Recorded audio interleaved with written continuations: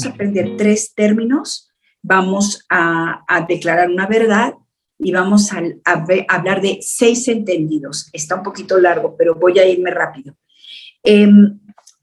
La verdad, ¿cuál es? ¿Cómo se llama esta lección? Dios es personal. Y aunque en esta clase no vamos a tocar algo que yo creo que vamos a ver en algunas lecciones posteriores, que es un Dios que no muere por todos, muere por cada uno. Y eso tiene un significado, pero lo vamos a ir aprendiendo. No es un Dios de montón, ¿saben? Es un Dios que conoce, que va directo, que su sacrificio tenía nombre y apellido, y eso nos va a llenar de alegría. A veces hablamos en un mundo donde es un Dios como muy general, un concepto de Dios muy general, un amor muy general, una voluntad muy general, y empezamos a amarlo con esa fuerza como, bueno, pues nos ama a todos, pues todos le amamos. Pero cuando sabemos que nos amó a nosotros personalmente, entonces nuestra respuesta se vuelve personal. Y eso hace un sentido. Pero en este momento de nuestra clase no vamos a hablar de personal en este sentido, sino que Dios es persona. Y mire, pensaba que así como la semana pasada tomamos muy claro que Dios es espíritu, lo primero que viene a la mente de un hombre o de una mujer es que si Él es espíritu, entonces no tiene cuerpo. Y si no tiene cuerpo, pues no es persona. Por eso es que a la mayor parte del mundo le es fácil poner a Dios donde quieren, darle la forma que quieren, ponerlo quieto, ponerlo con ojos que no ven, con manos que no tocan, con pies que no caminan. Pero algo que quiere el autor y quiere Dios que sepamos es que Él es una persona. Por lo tanto, les voy a hablar de cuáles son las características de una persona. Una persona no es un cuerpo. Cuando tú piensas, cierras los ojos y piensas en una persona, piensas en alguien con piel, con ojos, con manos. No. Una persona es aquella que reúne 3 características. Es capaz de pensar, es capaz de desear y es capaz de hacer lo que desea. Ahora, quiero hacer una diferencia. Una persona no es aquella, cuando nos dice tienes personalidad, quiere decir que tienes estas 3 características. Eres capaz de pensar, eres capaz de desear y eres capaz de hacer. Cuando decimos ser, algo es, podemos diferenciar entre algo que es un objeto y algo que es una persona. El objeto no siente, el objeto no desea, el objeto no puede cambiar de lugar. El objeto solo ocupa un espacio, pero no tiene las cualidades de una persona. Y la persona de Dios no ocupa un espacio físico, pero tiene las cualidades de una persona. No sé si ven la diferencia. Puede ocupar el espacio, por ejemplo, el Sol, ocupa un gran espacio de este universo, pero ni piensa, ni siente, ni desea. Por lo tanto, no es una persona. Nuestro Dios, aunque no está delimitado por un cuerpo que podamos ver, es una persona. Dios es, por lo tanto, esta es la verdad, un ser personal. Existe, piensa, desea y acciona. Por eso cuando nosotros vemos dioses inanimados, dioses en estatuas, no pueden estar hablando del nuestro, porque el nuestro es un Dios personal. Tiene todas las características de una persona. Una persona no es persona, les decía, porque tenga cuerpo. Es persona porque tiene voluntad, conocimientos y afectos. ¿Ok? Entonces, cuando nosotros decimos, por ejemplo, les voy a dar un término. Ay, mira lo que hizo el viento. Tú pensarías que si hizo algo el viento, entonces el viento tenía la capacidad de pensar en lo que iba a hacer. No. Podemos decir, mira lo que hizo el terremoto, mira lo que hizo el tiempo, pero no por eso estas cosas son personas. Son acciones que se mueven, que producen efectos, pero no por voluntad. Sin embargo, cuando decimos, fíjense bien, mira lo que hizo Dios, entre el hizo y Dios, no es lo mismo que mira lo que hizo el terremoto, ¡pum!, lo que hizo. Mira lo que hizo y ponemos un espacio en medio, tenemos que decir, mira lo que hizo la voluntad de Dios. Mira lo que hizo el deseo de Dios. Mira lo que hizo el poder de Dios. No sé si me estoy explicando. Las cosas hacen lo que hacen porque en su naturaleza se mueven y provocan algo, pero no hay voluntad en lo que hacen. Ahora, ¿por qué decimos esto? Porque no sé si se acordarán cuando las mamás, sobre todo, ¿no?, ven una taza fuera de lugar y pregunta a la mami, ¿quién puso esto aquí? Y todos levantamos la mano y decimos, yo no fui. ¿Y cuál es la respuesta que dice una mami siempre? ¿A poco llegó aquí sola? ¿Qué es lo que estamos diciendo con esta expresión? Que para nosotros es claro que cuando un objeto que no es persona está en un lugar donde no tenía que estar, alguien lo movió. ¿Ok? Pero cuando nosotros vemos a una persona en un lugar al que se movió, no decimos quién sabe quién lo movió. Sabemos que su voluntad lo llevó a otro lugar. A veces, hermanos, hablamos de las personas como si fueran objetos. A veces hasta de nosotros mismos. Oye, ¿y qué haces aquí? No sé cómo llegué aquí. Oye, ¿por qué están las cosas como están en tu vida? ¿Quién sabe? A veces respondemos como si fuéramos un objeto, que no tuviéramos voluntad. Entonces nosotros tenemos que saber que tenemos voluntad y que cuando nosotros estamos donde estamos no podemos decir quién sabe. No somos objetos. Por eso Dios se atribuye a Él también responsabilidad sobre sus obras y demanda la gloria y el honor y el reconocimiento por sus obras. Pero vamos a continuar. Entonces, ¿queda claro lo que es un objeto y una persona? Por eso vamos a entender que cuando Dios se llama un Dios personal, vamos a entender ahora por qué en todas las expresiones de la Biblia, cuando se habla de Él, se dice, mira, ¿quién lo hizo? No, ¿qué lo hizo? Por eso cuando atribuyen a Dios como una fuerza, algunas corrientes religiosas quieren llamar a Dios como una fuerza, le están dando la calidad de objeto que no tiene voluntad. Nosotros tenemos que saber, no es una fuerza, es una persona. ¿Ok? Bueno, entonces, vamos ahora a los entendidos. Voy a empezar desde el primero, partiendo de lo que ya expliqué. Entonces, si Dios es personal, 1, reúne las características de persona aunque no tenga cuerpo. ¿Ok? Dios reúne las características de persona aunque no tenga cuerpo.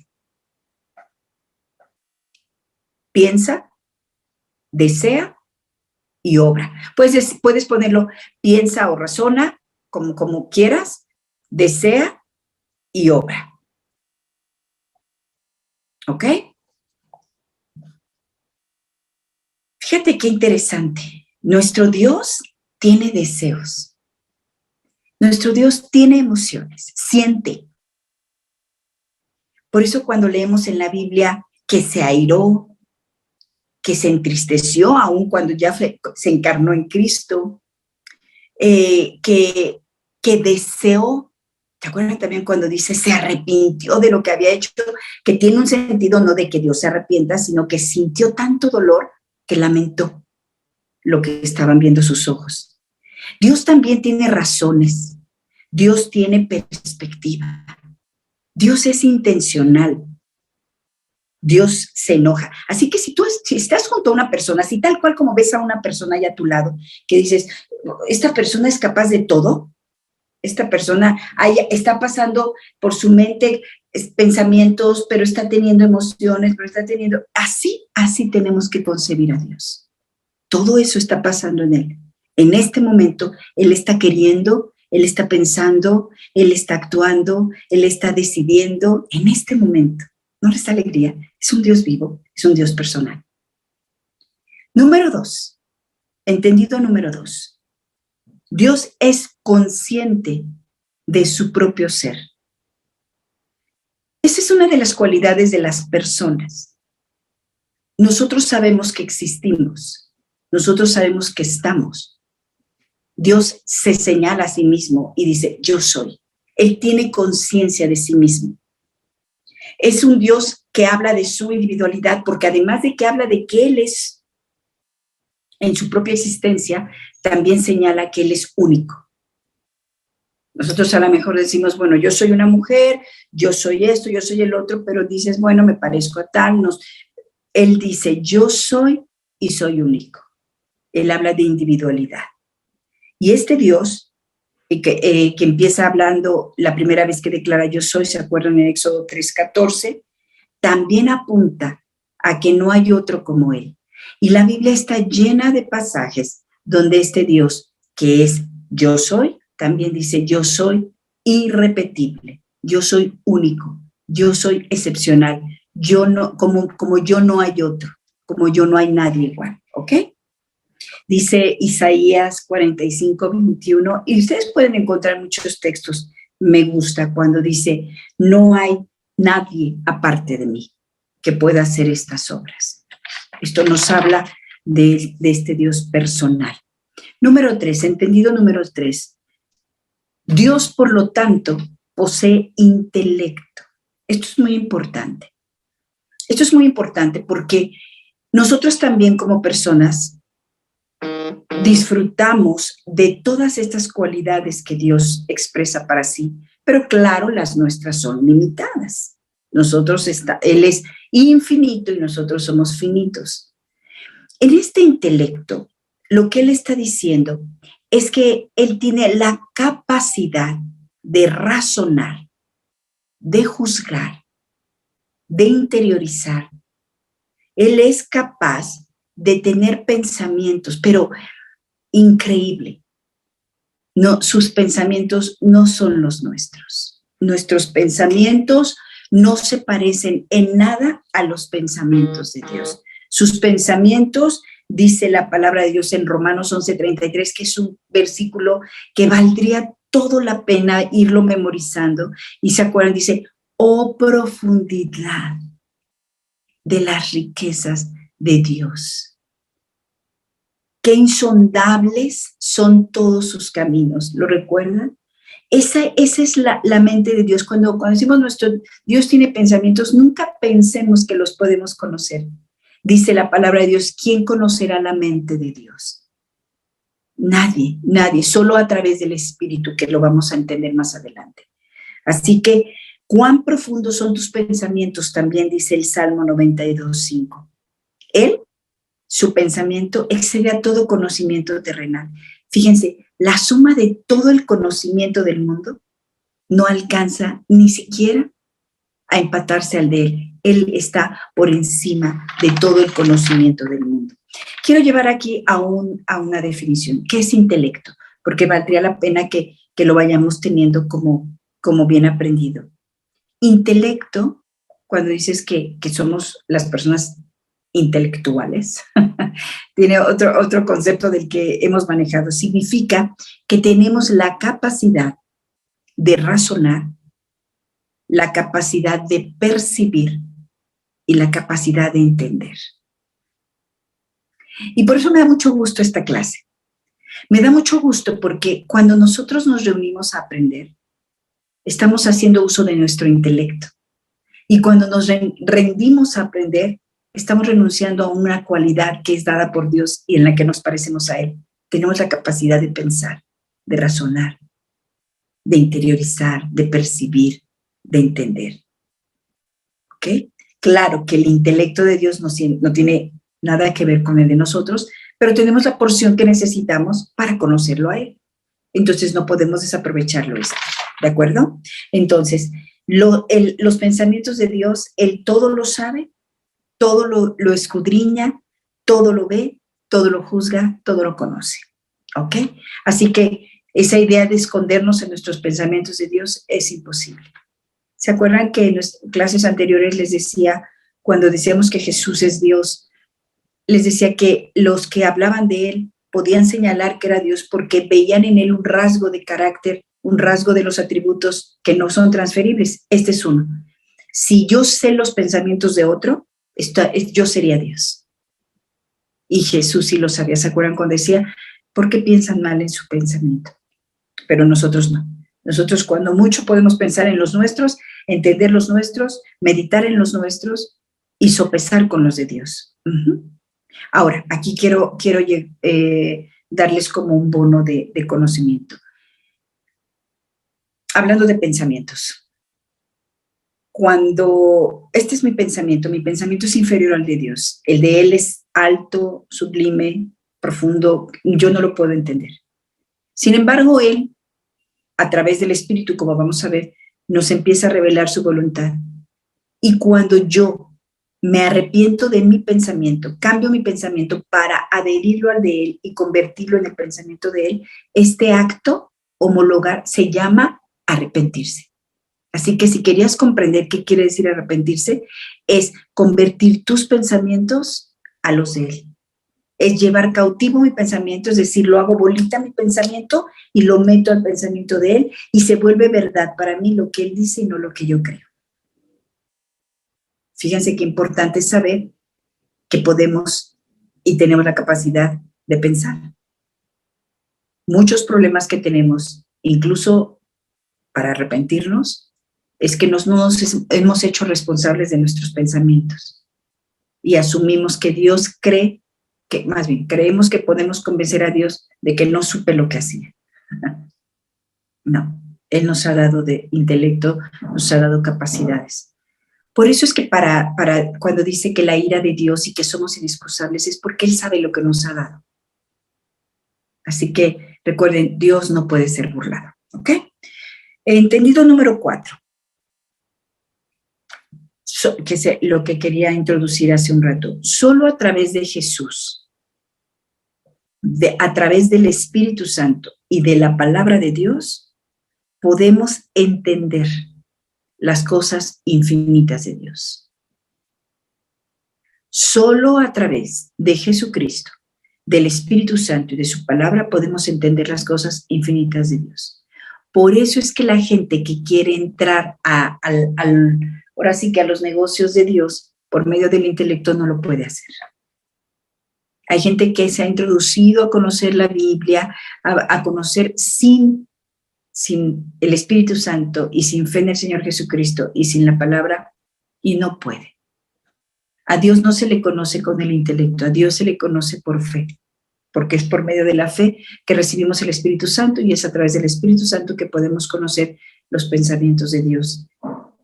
Y es por eso que cuando tenemos los pensamientos de Dios, nuestros actos nos incomodan, porque es el Espíritu de Dios el que nos está incomodando, poniendo lo que Dios cree de lo que estamos viviendo, para que nos arrepintamos, ¿ok? ¿Dónde leemos esto? En Juan 1:18, ya lo hemos visto, que nadie ha visto a Dios, pero que solamente a través de Jesucristo Él se ha dado a conocer. Y 1 Corintios 2:11, donde dice que ¿quién conocerá la mente del hombre sino el espíritu que habita en el hombre? Y dice así, ¿quién conocerá los pensamientos de Dios? Solo el Espíritu de Dios nos los puede revelar. ¿No les da gusto esto? A mí me da mucho gusto. Miren, cada vez que tú dudes si el Espíritu mora en ti, nada más recuerda todas las cosas que hoy sabes de Dios y que no sabías, y ten por seguro que no tiene nada que ver con tu capacidad ni tu intelecto. Fue el Espíritu Santo el que te las reveló. Así que eso es hermoso. Es hermoso porque lo que sabemos de Dios lo sabemos a través del Espíritu Santo. Número 5.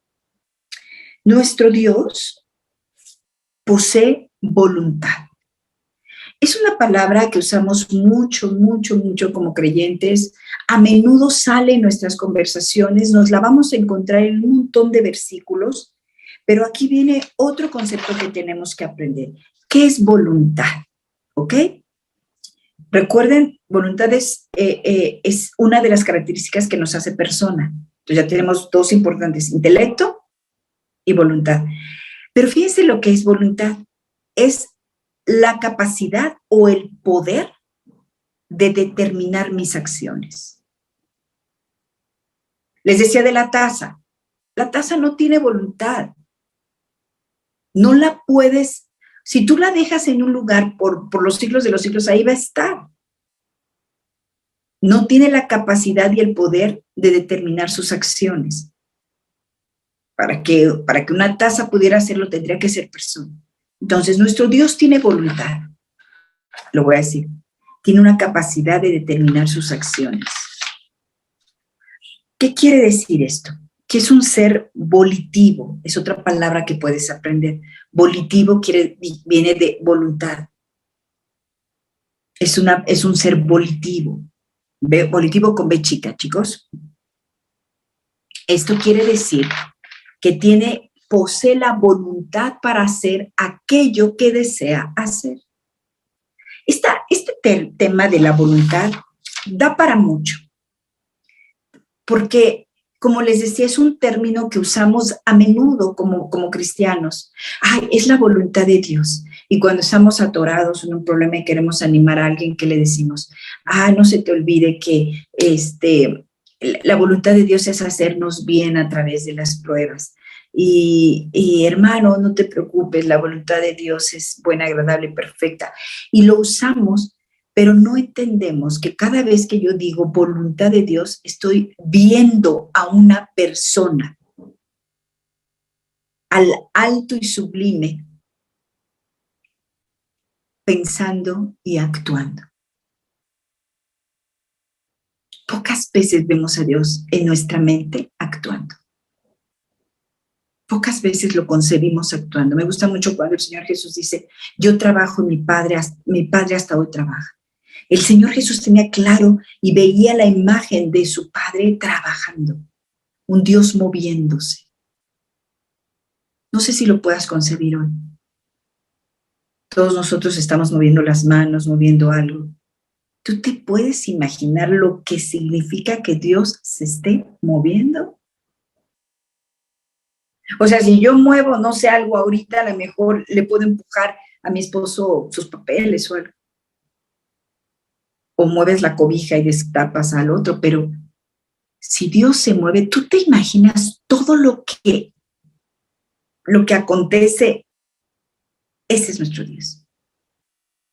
A veces estamos tan centrados en nuestra vida, en nuestro mundito, que se nos olvida que hay una voluntad moviéndose por encima de nosotros. Y eso nos tendría que poner a temblar. ¿Qué es mi voluntad comparada con esa voluntad? Siempre, creo que se los dije en un servicio, cuando yo pienso en un buque, pienso en el Titanic. ¿Por qué choco? Porque cuando tuvieron la noticia de que iban a chocar, aunque estaban a una gran distancia, a mis ojos, ya no le daba tiempo al timón de mover esa mole de hierro, ¿no? Entonces, cuando la voluntad de Dios se accionó, tal vez se accionó 1000 años atrás. Un barco, cuando va a moverse, las señales de cambio del timón, vaya, la operación manual se ve mucho tiempo antes de lo que empieza a moverse aquello poco a poco, hasta redireccionarse.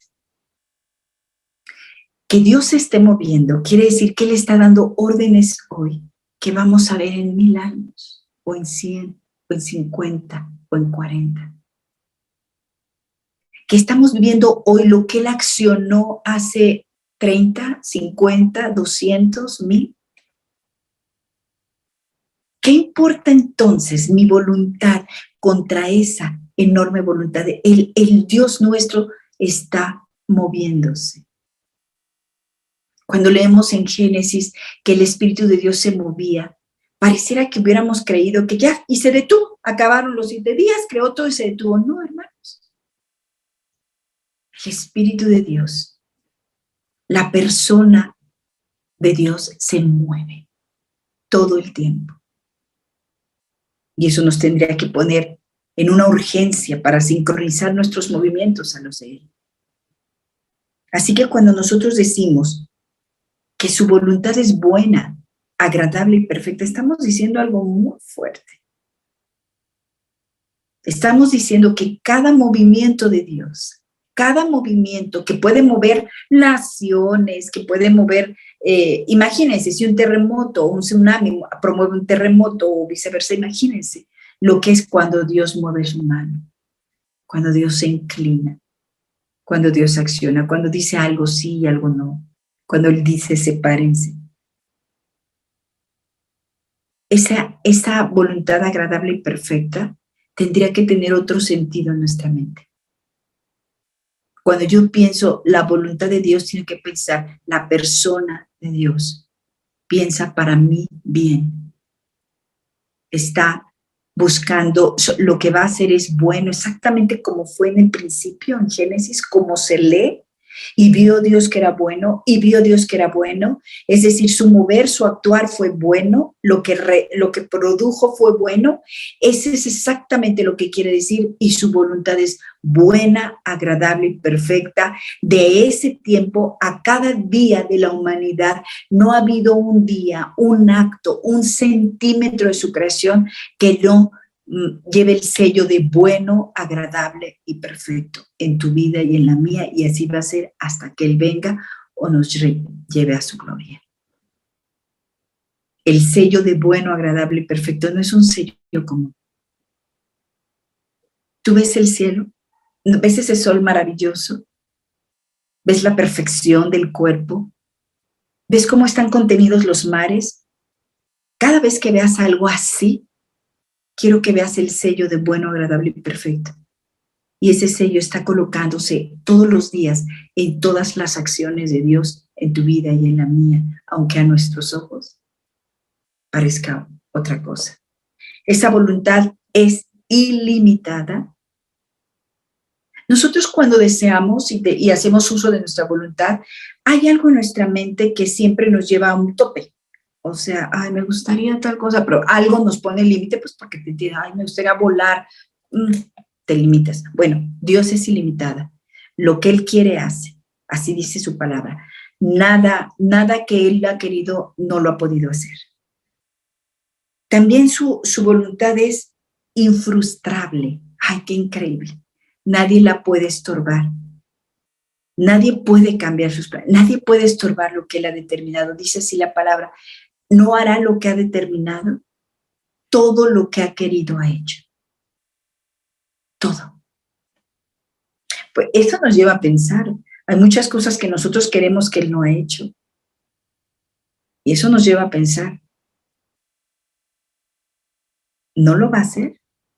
El que lo puede todo no ha querido hacer muchas cosas en nosotros. Eso es para preguntarnos. ¿Será que es más fácil que yo cambie lo que quiero que Él cambie lo que quiera? Tampoco nadie puede estorbar su voluntad. Daniel lo dijo muy bien, si quieren léalo, en sus apuntes está, Daniel 4, 34, 35 lo describe perfecto. ¿A quién te puede estorbar a ti, Dios? Todo lo que has querido, todo está en tus manos. Ojalá pudiera entender nuestra mente eso. Y por último, que su voluntad es eterna y no es accidental. No pienses que mañana van a suceder cosas que, ay, se le ocurrieron ahí. O que va a pasar algo mañana que se le salió de las manos. O que va a venir algo que Él no puede manejar. Nada que nos acontezca y nada que venga al mundo a Dios le sorprende. A nosotros sí, pero a Él no. ¿Ok? Y por el sexto entendido y último entendido, que también es parte de nuestros apuntes, es que Él ha determinado también en esa voluntad cosas que nunca hará. Eso es muy buena noticia. Eso nos debe dar esperanza. ¿Se acuerdan cuando después del diluvio hemos estado hablando de Noé? Ojalá y puedan leer 6, 7 y 8 de Génesis. Qué bonitos capítulos. Todo cuanto pasó en el diluvio. Y al final, cuando él hace un pacto con Noé, le dice que nunca más va a destruir la tierra con agua, ¿se acuerdan? Y que el arco iris. Bueno, debemos conocer que en esa voluntad poderosa, ese Dios que podría destruirnos con un soplido, se ha comprometido con el hombre y ha cumplido.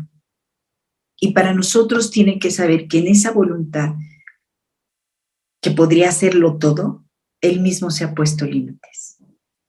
Y esto me enseña algo a mí. Si tú estás en autoridad o yo estoy en autoridad, seas padre, jefe, madre o estás en autoridad, nuestro Dios nos ha dado enseñanza de que Él mismo, pudiendo, decide no poder. Eso es autoridad. Esa es la verdadera autoridad. Esa es la mansedumbre. Alguien que pudiendo se pone freno. Muchas veces nosotros abusamos, se dice, no, abuso de autoridad, que quiere decir que te vas hasta la cocina y porque puedo y porque mando. Pero qué hermoso un hombre que pudiendo, no sé, ¿qué te gusta? Prohibir, ofender, maltratar, lo hace, se pone límites a sí mismo. Y me encanta esto de Dios, porque estamos hablando de una voluntad por sobre todas las cosas. Y Él mismo dice, hay cosas que no me voy a permitir. Una de ellas es Dios que no miente. ¿Él podría mentir? Sí, no miente. Y esto nos debe dar esperanza.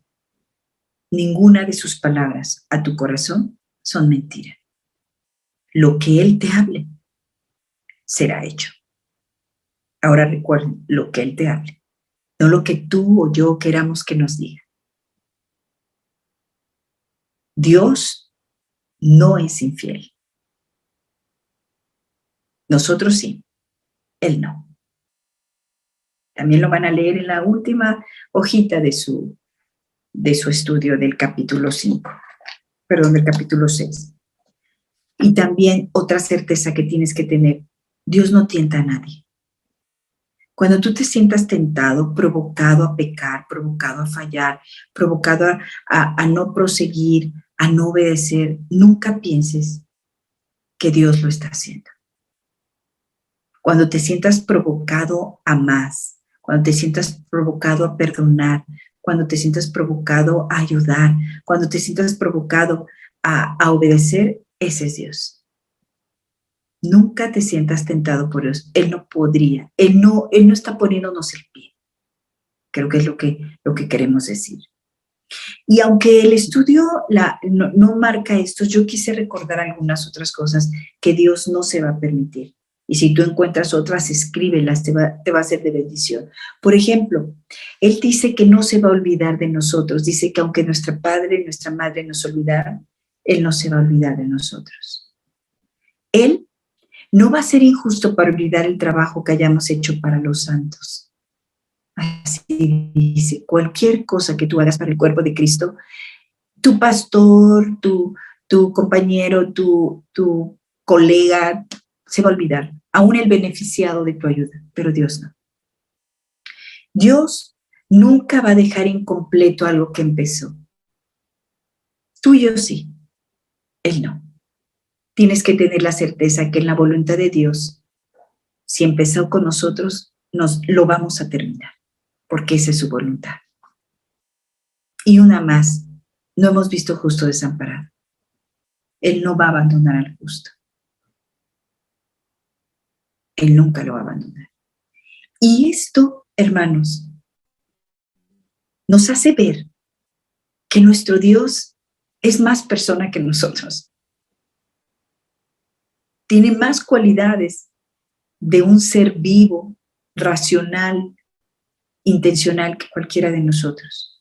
Y en el ejercicio de todas esas virtudes, Él siempre buscando hacernos bien y enseñarnos a practicar nuestra propia personalidad y en ser personas intencionalmente para poderlo reflejar. Cuando tú oigas que Dios quiere hacerte a su imagen, es a esto que Él se refiere. A que en la forma que Él obra, en la forma que Él piensa y en la forma que Él desea, nosotros nos parezcamos a Él. Cuando piensas, ay, me gustaría que mi hijo se pareciera a su papá, pues sí, algunos papás están guapetones y dices, pues sí, que se parezca en el físico, pero realmente cuando nosotros decimos que quieres que alguien se parezca a otra persona, estás refiriéndote a su ser persona, a su manera de razonar, a su manera de pensar, a su manera, a lo que desea y a la manera que obra. Ese es nuestro Dios. Nosotros necesitamos saber que cuando queremos ser como Cristo, nos referimos a esto. ¿Amén? Bueno, están en sus notas, bueno, ahí en el chat, la información de lo que les decía hace un ratito. Cualquier duda, por favor, les he dicho, en privado me lo pueden hacer y con muchísimo gusto lo contestamos. Creo que quedaron los 6 entendidos. La verdad es que Dios es personal y algunos términos. Recuerden tener un glosario de términos que aprendimos para que se vayan disipando las tinieblas. Amén. Bueno, vamos a orar. Perdónenme que no leí todos los textos, pero espero que ustedes con calmita los lean, ¿ok? En casita, es más, los escriban, así es como se van aprendiendo. Padre, te damos infinitas gracias por lo que en esta noche estamos recordando. Tú eres una persona, tienes deseos, tienes planes, tienes pensamientos, tienes voluntad. Te estás moviendo y nos amas. Gracias. Gracias porque nos ayudas a saber que es imposible ignorar tu voluntad. Es de necio, Señor, que vayamos por la vida centrados en la nuestra cuando la tuya se está moviendo y nos está silbando en el oído. Ayúdanos, Señor. Ayúdanos a ser sensibles, perceptibles, conscientes y a buscar tu voluntad para alinear la nuestra a la tuya y no ir en contra de tu mover. Muchas gracias por esta clase, gracias por cada hermano que se conectó, gracias por sus casas, gracias por su provisión, gracias por sus trabajos, gracias por sus entendimientos, gracias por la inversión que hacen en el conocimiento de la palabra. Bendíceles abundantemente, Señor, como siempre. Dales a comer Cristo y danos más hambre de ti, Señor. Que no se olvide, que caiga en buena tierra. Te lo pedimos en los méritos por la sangre de nuestro Señor Jesucristo. Amén. Amén.